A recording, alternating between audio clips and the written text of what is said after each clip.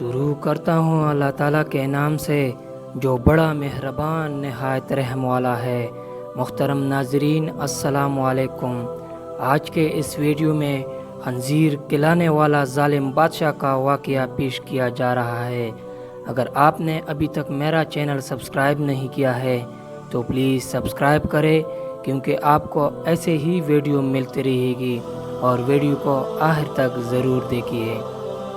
پرانے زمانے میں بنی اسرائیل کا ایک بادشاہ تھا جو کافر ہونے کے ساتھ ساتھ بہت ظالم بھی تھا، جو لوگوں کو خنزیر کا گوشت کھانے پر مجبور کرتا تھا، اور جو آدمی انکار کرتا تھا تو اسے سخت سزائیں دے کر ہلاک کروا دیتا تھا۔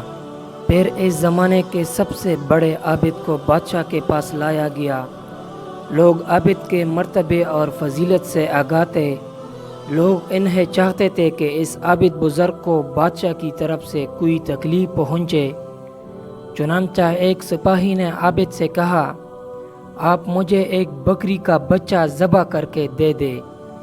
جب بادشاہ کہے گا کہ اس عابد کے سامنے خنزیر کا گوشت رکھے تو میں وہی بکری کا گوشت آپ کے سامنے پیش کروں گا۔ بادشاہ یہ سمجھے گا کہ آپ نے اس کی خواہش کے مطابق خنزیر کا گوشت کھا لیا، اور اس طرح آپ بھی ہلاکت سے محفوظ رہیں گے۔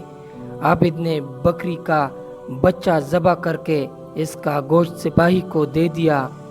جب عابد کو بادشاہ کے سامنے لایا گیا تو بادشاہ نے حکم دیا کہ خنزیر کا گوشت لایا جائے۔ منصوبے کے مطابق تو اس سپاہی نے بکری کا گوشت عابد کو پیش کیا۔ بادشاہ نے کہا، میرے سامنے خنزیر کا گوشت کھاؤ۔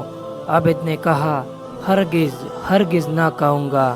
یہ سن کر سپاہی نے اشارے سے بتایا کہ یہ وہی بکرے کا گوشت ہے جو آپ نے دیا تھا، آپ بلا جھجک کھا لے۔ لیکن عابد نے بادشاہ کے سامنے وہ گوشت کھانے سے انکار کر دیا۔ ظالم بادشاہ نے سپاہیوں کو حکم دیا کہ اسے قتل کر دے۔ جب عابد قتل کے لیے لے جانے لگے تو وہی سپاہی قریب آیا اور کہا، آپ نے گوشت کیوں نہ کھا لیا؟ باخدا یہ وہی گوشت تھا جو آپ نے دیا تھا۔ عابد نے کہا، ایسی کوئی بات نہیں، بلکہ میں اس بات سے ڈر گیا تھا کہ لوگ میری وجہ سے فتنہ میں مبتلا ہو جائیں گے، کیونکہ جب بھی کسی کو خنزیر کا گوشت کھانے پر مجبور کیا جائے گا تو لوگ کہیں گے کہ فلاں عابد نے بھی تو مجبور ہو کر حرام گوشت کھا لیا تھا، لہٰذا ہم بھی کھا لیتے ہیں۔ اسی طرح لوگ میری وجہ سے بہت بڑے فتنے میں مبتلا ہو جائیں گے، اور میں لوگوں کے لیے فتنہ ہرگز بنانا نہیں چاہتا ہوں۔